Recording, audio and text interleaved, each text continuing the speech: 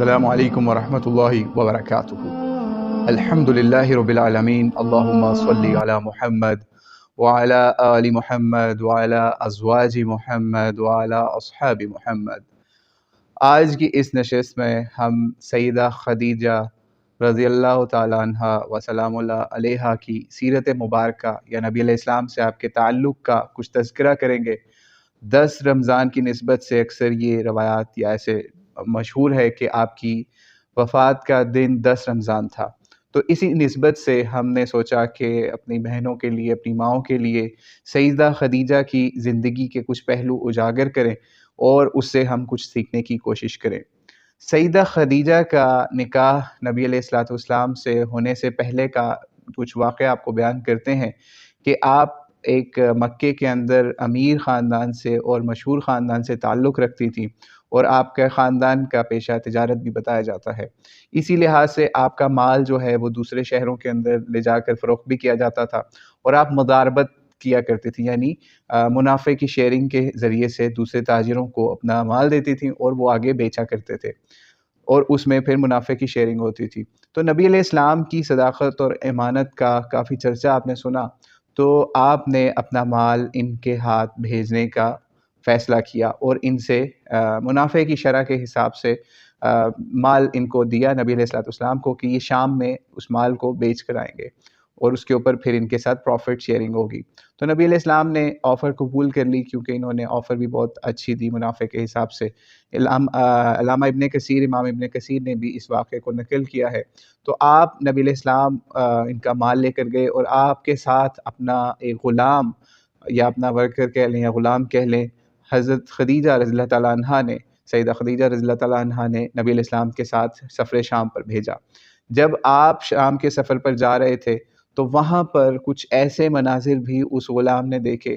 جو کہا جاتا ہے کہ اس نے آ کر بتائے بھی سیدہ خدیجہ کو۔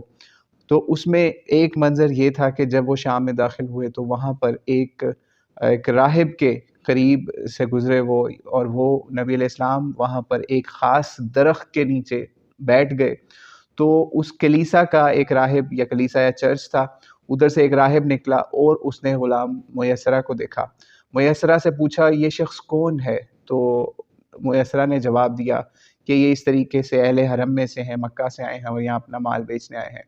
تو اس نے یہ بات میسرہ کو بتائی کہ اس درخت کے نیچے انبیاء کے علاوہ کوئی شخص نہیں بیٹھا آج تک۔ تو بہرحال پھر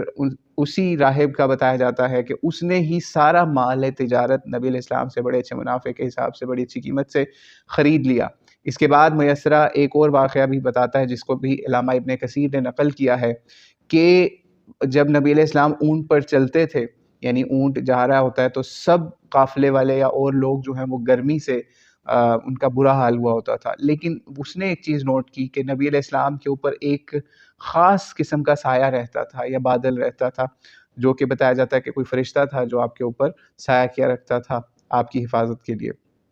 تو بہرحال اس نے یہ چیزیں آ کے بتائیں سیدہ خدیجہ کو، اور آپ کی دیانت امانت کا بتایا۔ تو آپ نے پھر سیدہ خدیجہ نے نبی علیہ السلام سے نکاح کی پیشکش کی، اور جسے نبی علیہ السلام نے اپنے خاندان سے مشورہ کرنے کے بعد، حضرت ابو طالب اور دیگر حضرات یا دیگر بڑے لوگوں سے تذکرہ کرنے کے بعد، مشورہ کرنے کے بعد اس آفر کو قبول کر لیا، اور اس طریقے سے نبی علیہ السلام کی زوجیت میں سیدہ خدیجہ رضی اللہ تعالیٰ عنہا آ گئیں۔ پھر اس کے بعد وہ واقعہ بھی، وہ منظر بھی ان کے سامنے آیا کہ جس وقت نبی علیہ السلام کے اوپر وحی کا سلسلہ سٹارٹ ہوا، شروع میں وحی جو ہے وہ آپ کو خواب کی شکل میں آیا کرتی تھی، اور پھر اس کے بعد وہ وقت بھی آیا کہ جب آپ کے اوپر جبریل امین نازل ہوئے، آپ کے اوپر قرآن پاک کی آیات نازل کرنے کے لیے، اور آپ کے لیے وحی کا بوجھ اٹھانا بہت زیادہ مشکل تھا، یا پھر کیونکہ ایک عام انسان جو کہ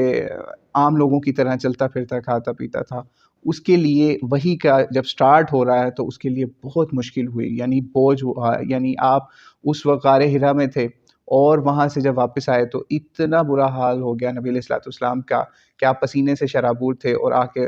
سیدہ خدیجہ سے کہا زملونی زملونی، یعنی مجھے کمبل اوڑھا دو۔ سیدہ خدیجہ نے آپ کی ڈھارس بندھائی، اور اس وقت وہ زبردست الفاظ بیان کیے کہ آپ کو فرمایا کہ آپ اپنے عزیز و اقارب کا خیال رکھتے ہیں، غریبوں کی مدد کرتے ہیں، مسکینوں کا خیال رکھتے ہیں، اور کنبہ پرور ہیں اور بہت ساری ایمانت دار ہیں، دیانت دار ہیں، جو خصوصیات ایک اچھے انسان میں ہونی چاہیے نا، ایک اچھے انسان میں، وہ سیدہ خدیجہ نے، جو کہ آپ کی بیوی تھی اس وقت. آپ یہ سوچئے کہ آج کیا بیویاں اپنے شوہروں کے بارے میں یہ کر سکتی ہیں ایسے القابات سے یا اس طریقے سے ان کو ڈھارس بندھا سکتی ہیں؟ ایسا نہیں ہوتا. یا پھر آج ہم لوگ ہی یا شوہر ہی ایسے ہو چکے ہیں کہ ان کے اندر یہ صفات موجود نہیں کہ ان کی بیویاں اس کا اظہار کر سکیں. تو ان صفات کا واسطہ دے کے یا ان کی ڈھارس بندھانے کے لیے اور ان کے سارے مقامات بیان کیے کہ آپ یہ ہیں، اور اللہ آپ کو کبھی بھی ضائع نہیں کرے گا. اس سے یہ بھی پتہ چلتا ہے کہ سیدہ خدیجہ نے نبوت کے آثار آپ کے اندر دیکھے ہوئے تھے، بلکہ جو میسرہ والا واقعہ ہے ملک شام والا، اس کے اندر بھی علامہ ابن کثیر بھی یہ چیز لکھتے ہیں کہ غالباً وہی نبوت والے آثار دیکھ کر ہی سیدہ خدیجہ نے آپ سے شادی کی. پھر اس کے بعد مزید آپ کی ڈھارس بندھانے کے لیے آپ ورقہ بن نوفل کے پاس آپ کو لے گئیں اور آپ نے ایمان بھی لے آئیں ان کے اوپر. سب سے پہلے مومنہ جو ہیں یا اسلام لانے والی، یہ سیدہ خدیجہ رضی اللہ تعالیٰ عنہا ہیں. اس کے بعد باقی لوگوں نے اسلام قبول کیا، ایسا ہی حضرت علی وغیرہ اور دیگر لوگوں نے. تو پھر اس کے بعد ورقہ بن نوفل بھی آپ پہ ایمان لے آئے. بہرحال اس طریقے سے آپ نے، سیدہ خدیجہ نے آپ کا بہت زیادہ ساتھ دیا، اپنے مال کے ذریعے سے، اپنی اور دیگر چیزوں سپورٹ کے ذریعے سے، مورل اور مینٹل سپورٹ کے ذریعے سے نبی علیہ السلام کی نبوت کے بھار کو اٹھانے کے لیے، اس میں سپورٹ کرنے کے لیے سیدہ خدیجہ کی بہت زیادہ خدمات ہیں. ایک مرتبہ یہ ہوا کہ سیدہ خدیجہ جو ہیں وہ پسینے میں شرابور اور مشکل سے نبی علیہ السلام کے لیے کھانا پانی وغیرہ، سالن روٹی، یہ چیزیں، سامان جو بھی تھا کھانے کا، وہ لے کے آ رہی تھیں. تو ان کے آنے سے پہلے سیدنا جبریل علیہ السلام نبی علیہ السلام کے پاس پہنچے اور کہا کہ اس طریقے سے اللہ کریم نے آپ کی زوجہ سیدہ خدیجہ کے اوپر سلام بھیجا ہے، وہ آپ کے لیے اس طریقے سے کھانا لے کر آ رہی ہیں، اور ان کو میرا بھی سلام کہیے اور سب سے پہلے اللہ کریم کا بھی سلام کہیے. اور لوگوں نے، علماء نے بتایا کہ یہ واحد خاتون ہے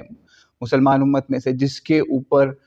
نبی علیہ السلام کی زوجہ کے اوپر خاص یہ ان کی فضیلت ہے کہ اللہ کریم نے ان کے اوپر سلام بھیجا، اور پھر ساتھ ہی جبریل نے بھی. تو بہرحال اس کے ساتھ ہی مزید وہ بھی روایات مل جاتی ہیں کہ آپ کی اتنی وفا شاریوں کے اوپر اللہ کریم نے آپ کو جنت میں موتیوں کا ایک محل بھی عطا کیا، جس کا نبی علیہ السلام کو بتایا گیا وحی کے ذریعے سے. وہ بھی صحیح بخاری اور دیگر کتابوں کے اندر ہمیں روایات مل جاتی ہیں. پھر اس کے بعد وہ وقت بھی آیا کہ کفار مکہ نے آپ کے اوپر شیب ابی طالب میں زندگی کو تنگ کر دیا اور موت کے قریب پہنچا دیا، لیکن اس وقت میں بھی سیدہ خدیجہ رضی اللہ تعالیٰ عنہا نے آپ کا بہت زیادہ ساتھ دیا. پھر اسی طریقے سے مزید جب ہم آگے چلتے ہیں تو نبی علیہ السلام نے سیدہ خدیجہ اور اس کے علاوہ سیدہ مریم سلام اللہ علیہا، جو حضرت عیسیٰ علیہ السلام کی والدہ ہیں، ان کو بھی اس دنیا کی عورتوں میں سے جنت کی عورتوں کا سردار قرار دیا. اور کچھ روایت ایسی بھی مل جاتی ہیں جس کے اندر 4 عورتوں کو جنت کی عورتوں کا سردار اور بہت فضیلت والی عورتیں قرار دیا. یعنی اس کے اندر سیدہ مریم سلام اللہ علیہا، دوسری سیدہ آسیہ جو کہ فرعون کی بیوی تھیں لیکن ایمان والی تھیں، پھر سیدہ خدیجہ، پھر سیدہ فاطمہ سلام اللہ. یہ ان سب عورتوں کو اکٹھا کر کے بھی کچھ روایات مل جاتی ہیں جس کے اندر نبی علیہ السلام نے ان کو بہت پریز کیا اور جنت کی عورتوں کی سردار قرار دیا. آپ یہ سوچئے کیسی بلند پایہ ہستی تھی کہ جن کے ساتھ آپ نبی علیہ السلام نے اس طریقے سے جنت کی عورتوں کی سردار ان کو قرار دیا. اور نبی علیہ السلام کے علاوہ جو حضرت عیسیٰ علیہ السلام کی والدہ ہیں مریم علیہ السلام اللہ علیہا، ان کے ساتھ بھی آپ کو جمع کر کے دکھایا، جس سے پتہ چلتا ہے کہ آپ کی فضیلت، آپ کا مرتبہ کتنا بلند ہوگا. اور یہاں پر ایک چیز ضمناً یہ بھی بتاتے چلیں کہ اکثر لوگوں میں مشہور ہے کہ جناب بزنس ویمن بننا چاہیے، بزنس کرنا چاہیے، لیکن تاریخ اور حدیث کی کتابیں اس چیز پر خاموش ہیں کہ نبی علیہ السلام سے آپ کی نکاح کے بعد سیدہ خدیجہ نے خود سے کوئی بزنس کیا ہو یا کوئی ڈیلنگ کی ہو، یا آپ سے نکاح سے پہلے بھی کسی قافلے کے ساتھ گئی ہوں یا کہیں پہ شہر سے باہر نکالا ہو پاؤں کہ میں نے بزنس کرنے جانا ہے، میں نے جاب کرنی ہے، میں نے یہ کرنی ہے. تو اس سے یہ پتہ چلتا ہے کہ یہ ٹاپ کی عورتیں تھیں جن کا اسوہ ہمارے لیے، ہماری عورتوں کے لیے حسنہ ہے. خوبصورت ہے، اس کو اپنانے کی ضرورت ہے۔ اگر وہ ان جنت کی عورتوں کی سرداری میں آنا چاہتی ہیں، یعنی ان کے نیچے اگر آنا چاہتی ہیں، ان کی سرداری کے شیڈ کے اندر، تو ان کو ان ہستیوں کا نمونہ فالو کرنا ہوگا۔ کہاں وہ اللہ کریم ان کے اوپر سلام بھیج رہے ہیں اس وقت جب وہ ان کے لیے کھانا لے کے آ رہی ہیں، یعنی سیدہ خدیجہ جب نبی علیہ السلام کے لیے کھانا لے کے آ رہی ہیں تو اللہ کریم ان کے اوپر سلام بھیج رہے ہیں۔ ٹھیک ہے، تو آپ یہ سوچئے کہ ایک شوہر کے طور پہ بھی یا ایک نبی کے طور پہ بھی دیکھیے کہ ان کی زوجہ ان کے لیے صرف کھانا بنا رہی ہیں۔ ہمارے نزدیک تو ایک چھوٹی سی چیز ہے، لیکن اللہ اس کو کس نظر سے دیکھ رہے ہیں، اور آج ہماری عورتوں کو بھی یہ چیز سمجھنے کی ضرورت ہے۔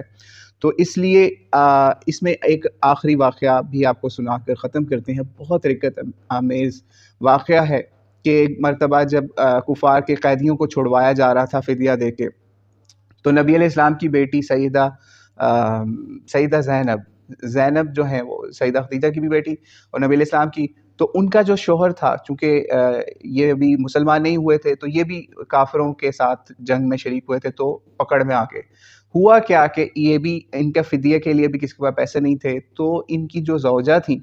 انہوں نے، یعنی سیدہ زینب بنت رسول اللہ صلی اللہ علیہ وسلم نے ایک ہار بھیجا ان نبی علیہ السلام کے پاس کسی شخص کے ذریعے سے کہ یہ ہار لے کے میرے شوہر کو چھوڑ دیا جائے۔ وہ ہار جب نبی علیہ السلام نے دیکھا تو آپ کے اوپر ایک رکت کا منظر طاری ہو گیا، آپ بہت افسردہ ہو گئے۔ آپ کو یاد آ گیا کہ یہ وہی ہار تھا جو سیدہ خدیجہ نے ابو العاص بن ربیع اور سیدہ زینب کی شادی کے اوپر ان کو دیا تھا، جس کو وہ اس طریقے سے اب چھڑوانے کے لیے پیش کر رہی ہیں۔ تو اس کے اوپر نبی علیہ السلام بہت زیادہ افسردہ ہوئے اور اپنے صحابہ سے کہا کہ اگر تم اجازت دو تو میں ابو العاص بن ربیع جو ہے اس کو ویسے ہی چھوڑنا چاہتا ہوں، کیونکہ یہ میری بیوی کا ہار ہے۔ تو بہرحال صحابہ نے اس کے اوپر رضامندی کا اظہار کیا اور اس ہار کو سیدہ زینب کو واپس لوٹا دیا جو سیدہ خدیجہ کا تھا، اور ان کے شوہر کو چھوڑ دیا۔ اس کے بارے میں بھی کبھی تفصیلاً بات کریں گے کہ اس میں کیا معاملہ تھا کہ وہ کافر ہونے کے بعد ان کی علیحدگی ہوئی، پھر دوبارہ نکاح کس طریقے سے ان کو دوبارہ سے ملایا گیا۔ تو بہرحال یہ تھی سیدہ خدیجہ رضی اللہ تعالیٰ عنہا، جن کی سیرت کے اوپر ہمیں آج چلنے کی، ہمیں دیکھنے کی، اپنی عورتوں کو ان کی سیرت بتانے کی ضرورت ہے۔ پھر اسی طریقے سے نبی علیہ السلام سیدہ خدیجہ کے رشتہ داروں کے ساتھ بھی بہت اچھا سلوک کیا کرتے تھے۔ آپ کی وفات کے بعد بھی جب کوئی بکری یا کوئی جانور ذبح کرتے تو اس کے گوشت میں سے بھی آپ کی سہیلیوں یا آپ کے رشتہ داروں کو بھی اس میں سے حصہ بھیجا کرتے تھے۔ سیدہ عائشہ رضی اللہ تعالیٰ عنہا بھی آپ کے اوپر بہت زیادہ اکثر وہ جیسے بیویوں کا آپس میں ہوتا ہے اس طریقے سے پوچھتی تھی نبی علیہ السلام سے کہ آپ سیدہ خدیجہ کا کیوں ذکر بار بار کرتے رہتے ہیں، حالانکہ میں ہوں آپ کے پاس اور میں جوان بھی ہوں۔ تو نبی علیہ السلام کا چہرہ ایک دفعہ ابن کثیر بتاتے ہیں کہ جب انہوں نے اس طرح کی بات کی تو نبی علیہ السلام کو بہت زیادہ غصہ آ گیا، آپ کے چہرہ متغیر بھی ہو گیا۔ یعنی اتنا پیار کرتے تھے نبی علیہ السلام سیدہ خدیجہ سے کہ آپ کی زندگی میں اور کوئی نکاح بھی آپ نے نہیں کیا۔ بہرحال اور تمام اولاد جو ہے وہ آپ ہی کے بطن سے اللہ کریم نے آپ کو عطا کی۔ بعد میں آخر میں ایک حضرت ماریہ کی بطن سے بھی ایک بیٹا پیدا ہوا، غالباً کا نام ابراہیم علیہ السلام تھا، لیکن وہ بھی جلدی وفات پا گئے۔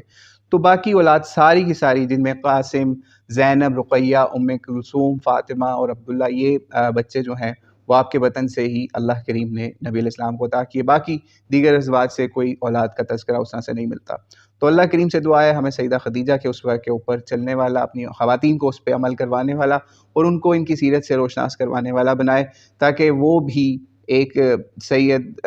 خاتون یعنی جنت کی عورتوں کی سردار خاتون کے والے اوصاف کو اپنے اندر پیدا کر سکیں۔ السلام علیکم ورحمۃ اللہ وبرکاتہ۔